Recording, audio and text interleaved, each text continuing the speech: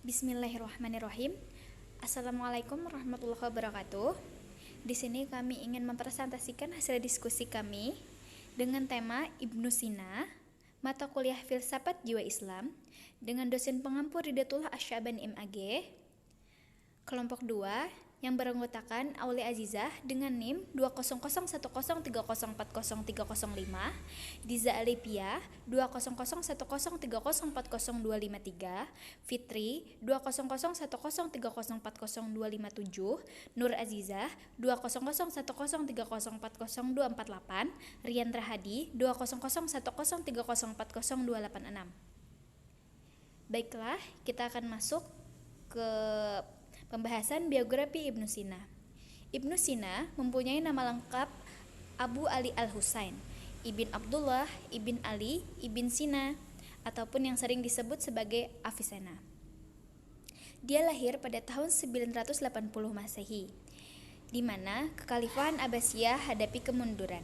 Ketertarikan Ibnu Sina terhadap filsafat telah ada semenjak bapaknya memberikan kepada seseorang guru filsafat bernama Abu Abdallah An-Natil yang juga seorang filsuf.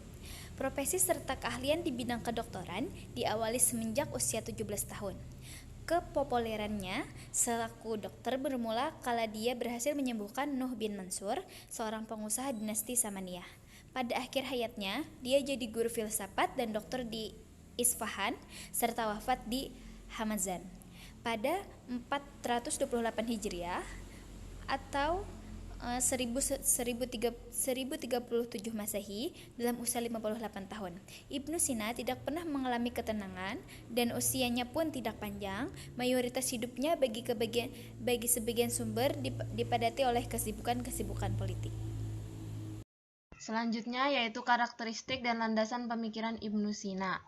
Ibnu Sina meyakini pikiran yang mengendalikan tubuh terdapat hubungan di antara keduanya. Pikiran mengendalikan tubuh melalui emosi dan juga kehendak. Ibnu Sina menyimpulkan bahwa pikiran sangat mempengaruhi kesehatan, sehingga seseorang harus mampu menguasai atau mengontrol pikirannya, maka tubuh dan tindakannya tidak akan melenceng. Dalam menggagas psikologi, Ibnu Sina memiliki dua gagasan. Yang pertama, kecemasan pada kematian. Nah, Ibnu Sina menyatakan kalau kecemasan pada kematian ialah inti umum dari semua penyakit mental, seperti depresi, fobia, kesedihan, dan sebagainya. Menurutnya, ada 3 penyebab kognitif sehingga seseorang merasa takut pada kematian. Yang pertama, ketidaktahuan tentang semacam apa rasanya kematian. Kemudian yang kedua, ketidakpastian tentang apa yang terjadi setelah kematian. Lalu ketiga, mengatur kalau jiwa hendak sirna sehabis kematian. Selanjutnya, gagasan kedua terkait dengan relasi pikiran dengan badan. Ibnu Sina mengklasifikasikan keterkaitan antara pikiran serta badan menjadi beberapa bagian. Yang pertama, dia mempercayai pikiran manusia berkedudukan semacam cermin. Jadi, pikiran mempunyai keahlian untuk mencerminkan pengetahuan, sebab setiap manusia dalam tingkatan tertentu memakai kecerdasan aktifnya. Dengan banyak berpikir, cermin manusia akan semakin halus dan cemerlang sehingga dapat mengarahkan menuju akuisisi pengetahuan yang benar. Selanjutnya yaitu terkait dengan karya-karya Ibnu Sina. Sepanjang hayatnya, Ibnu Sina banyak menulis berbagai macam karya yang berkaitan dengan bidang yang ditekuninya, dengan jumlah mencapai 250 karya baik dalam bentuk buku maupun risalah. Beberapa karya itu antara lain yang pertama Qanun fit Tibb, yaitu kitab yang ditulis ketika ia menuntut ilmu di Rai dan Hamadan. Buku ini merupakan ikhtisar pengobatan Islam dan diajarkan hingga kini di Timur. Dalam bidang materia medika, Ibnu Sina telah banyak menemukan bahan nabati baru seperti Zatoxydium budrunga, di mana tumbuh-tumbuhan banyak membantu terhadap penyakit tertentu seperti radang selaput otak atau meningitis. Kemudian yang kedua yaitu buku Al-Majaz yang berkaitan dengan astronomi, di antara isinya bantahan terhadap pandangan Euclides serta meragukan pandangan Aristoteles yang menyamakan bintang-bintang tak bergerak. Menurutnya, bintang-bintang yang tak bergerak itu tidak berada dalam satu globe. Kemudian yang ketiga yaitu Asy-Syifa. Ini merupakan karya kitab dalam bidang filsafat yang berisikan tentang uraian filsafat dengan segala aspeknya, dan karena sangat luas cakupannya maka bermunculan nama-nama terjemahan yang dilakukan oleh para ahli terhadap hasil karya filsafat Ibnu Sina. Karya ini merupakan titik puncak dari filsafat paripatitik dalam Islam. Kemudian ada karya-karya Ibnu Sina. Yang pertama, An-Najat, sebuah karya kitab yang berisikan ringkasan dari kitab Asy-Syifa. Kitab ini ia tulis untuk para pelajar yang ingin mempelajari dasar-dasar ilmu hikmah. Selain itu, buku ini juga secara lengkap membahas tentang pemikiran Ibnu Sina tentang ilmu jiwa. Kemudian ada Fi Askami Al-Ulumi Al-Aqliyah, sebuah karya kitab dalam bidang ilmu fisika. Buku ini ditulis dalam bahasa Arab dan masih tersimpan dalam berbagai perpustakaan di Istanbul. Penerbitannya pertama kali dilakukan di Kairo pada tahun 1910 Masehi. Kemudian ada Lisanu al-Arab. Kitab ini merupakan hasil karyanya dalam bidang sastra Arab. Kitab ini berjumlah mencapai 10 jilid. Menurut suatu informasi menjelaskan bahwa buku ini Ibnu Sina susun sebagai jawaban terhadap tantangan dari seorang pujangga sastra bernama Abu Mansur al-Ubai di hadapan Amir Ala ad-Daulah di Isfahan. Kemudian ada Al-Isyarat wa Al-Tanbihat, sebuah karya Ibnu Sina yang berisikan tentang logika dan hikmah. Kemudian ada pandangan Ibnu Sina tentang jiwa. Menurut Ibnu Sina, jiwa memancar dari akal ke-10 yang substansinya dapat dibuktikan melalui 3 cara, yaitu pertama, ketika manusia merenungkan dirinya pada waktu itu, secara sadar ia mengenal bahwa dirinya ada selama hidupnya. Yang kedua, bila manusia menemukan suatu persoalan dengan menumpahkan segala perhatiannya terhadap persoalan tersebut, di saat itu ia merasa dirinya bebas dari raga, sehingga ia berani berkata bahwa saya akan berbuat begini tanpa merasa terikat sedikit pun dengan raga. Kemudian yang ketiga, manusia mampu menghimpun aktivitas-aktivitas fisik organisme yang dilakukan tanpa kesulitan pengenalan terhadap aktivitas fisik tersebut, membuktikan bahwa jiwa itu lain dari fisik. Kemudian menurut Ibnu Sina, sifat seseorang sangat bergantung pada pengaruh di antara 3 macam jiwa pada dirinya. Jika jiwa tumbuh-tumbuhan atau binatang yang berkuasa pada dirinya, orang itu akan menyerupai binatang. Tetapi jika jiwa manusia atau al-nafs, al-nat'ikah yang mempunyai pengaruh pada dirinya, orang itu menyerupai malaikat dan dekat kepada kesempurnaan. Disinilah peranan daya praktis al-quwat al-amilah yang berupaya mengontrol badan manusia, sehingga hawa nafsu yang ada dalam badan tidak menjadi halangan bagi daya teoritis atau al-quwat al-amilah atau al-nazariyah untuk membawa manusia kepada tingkatan yang tinggi dalam usahanya mencapai kesempurnaan. Hubungan jiwa dengan raga dan jasad menurut Ibnu Sina. Ibnu Sina menekankan eratnya hubungan antara jiwa dan raga. Binasanya jasad tidak membawa binasa kepada jiwa. Selain erat hubungannya antara jiwa dan raga, keduanya juga saling mempengaruhi atau saling membantu. Jasad adalah tempat bagi jiwa. Adanya jasad merupakan syarat mutlak terciptanya jiwa. Dengan kata lain, jiwa tidak akan diciptakan tanpa adanya jasad yang akan ditempatinya. Jika tidak demikian, tentu akan terjadi adanya jiwa tanpa jasad atau adanya satu jasad ditempati beberapa jiwa. Menurut Ibnu Sina, antara jiwa dan jasad memiliki korelasi yang sangat kuat, saling membantu tanpa henti-hentinya. Jiwa tidak akan pernah mencapai tahap fenomenal tanpa adanya jasad. Begitu tahap ini dicapai, ia akan menjadi sumber hidup, pengatur, dan potensi jasad.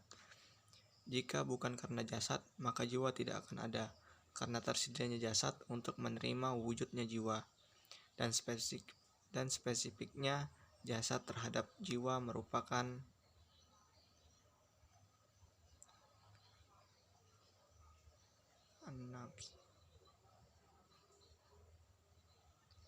Tingkatan-tingkatan penyempurnaan jiwa manusia. Yang pertama ialah keabadian jiwa. Jiwa tidak akan mati karena kematian raga, padahal biasanya setiap sesuatu yang akan rusak karena kerusakan sesuatu yang lainnya. Setiap sesuatu yang berhubungan dengan sesuatu yang lain dalam suatu jenis hubungan bisa karena beberapa hal, yaitu hubungannya dengan sesuatu itu merupakan hubungan setara dalam eksistensi. Lalu hubungannya dengan sesuatu itu merupakan hubungan sesuatu yang muncul belakangan dalam hal eksistensi. Dan terakhir, hubungannya dengan sesuatu itu adalah hubungan yang muncul lebih dulu dalam hal eksistensi yang ada sebelum dari sisi eksistensi, bukan dari sisi waktu. Dari sisi esensi, bukan dari sisi waktu. 2. Kesucian jiwa. Materi ini tunduk untuk menerima yang dikonsepsi di alam akal. Bentuk-bentuk rasional itu merupakan sumber bagi bentuk-bentuk indrawi ini yang sendirinya menyebabkan keberadaan spesifis dalam alam-alam fisik. Jiwa insani sebenarnya dekat dengan substansi tersebut.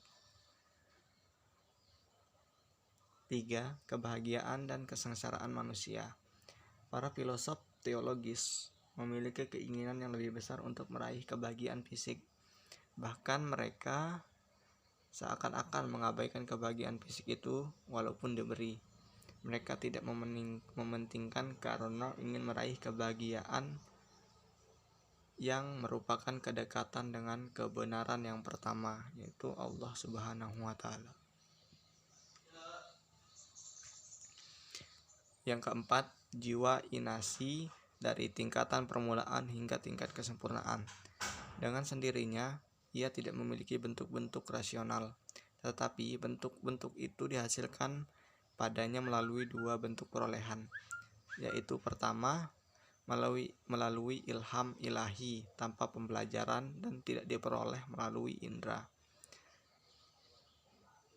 Yang kedua, melalui upaya analogis dan deduksi demonstratif sebagai konsens terhadap hakikat-hakikat rasional. Pemikiran Ibnu Sina.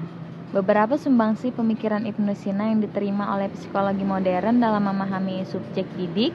Yang pertama yaitu ada setiap anak memiliki bakat yang unik dan berbeda. Ibnu Sina meyakini bahwa setiap anak memiliki bakat yang unik dan berbeda-beda yang dibawa sejak lahir. Ibnu Sina mengatakan bahwa setiap anak mempunyai bakat yang beragam dengan pembuktian bahwa tidak semua hal itu disenangi oleh semua orang. Sebagian ada yang suka dan sebagian ada yang tidak. Bahkan ada yang menganggap hal tersebut sebagai beban. Yang kedua, itu ada anak cenderung berkompetisi. Menurut Ibnu Sina, anak memiliki kecenderungan untuk saling berkompetisi dengan teman-temannya. Sebagaimana dikutip dari perkataan Ibnu Sina, anak senang berlomba saling mengungguli, saling berpacu dalam memperoleh hak-haknya, yang akhirnya mendorong semangat saling berbuat kebaikan, saling berbagi pengalaman, dan akhirnya saling meniru di antara mereka, kata beliau. Berdasarkan kecenderungan tersebut, maka akan lebih baik jika seorang guru mampu mengatur pembelajaran yang mengandung unsur kompetisi, baik berupa perlombaan, memberikan hadiah, atau pujian, dan lain sebagainya. Selanjutnya, anak cenderung berimitasi. Ibnu Sina meyakini bahwa anak juga memiliki kecenderungan untuk meniru orang di sekitarnya atau yang biasa disebut imitasi. Kecenderungan ini bahkan sudah dimulai sejak anak berhenti menyusui. Ibnu Sina mengatakan bahwa terdapat pengaruh meniru contoh tauladan yang baik dalam proses pendidikan di kalangan anak usia dini bagi kehidupan mereka. Hal tersebut dikarenakan secara natural anak mempunyai kecenderungan untuk meniru segala hal yang ia lihat, rasakan, dan dengar. Hasil dari imitasi atau peniruan tersebut dapat ditunjukkan anak secara langsung maupun di masa depan ketika ia dewasa kelak. Yang terakhir, yaitu ada kecenderungan bermain. Ibnu Sina meyakini bahwa anak-anak mempunyai kecenderungan untuk bermain. Ibnu Sina mengatakan, pada waktu anak bangun tidur, hendaknya terus dimandikan, kemudian diberi istirahat sebentar, lalu diberi makan sekedarnya, kemudian disuruh bermain dalam waktu yang lama, kemudian mandi dan makan siang, kata beliau.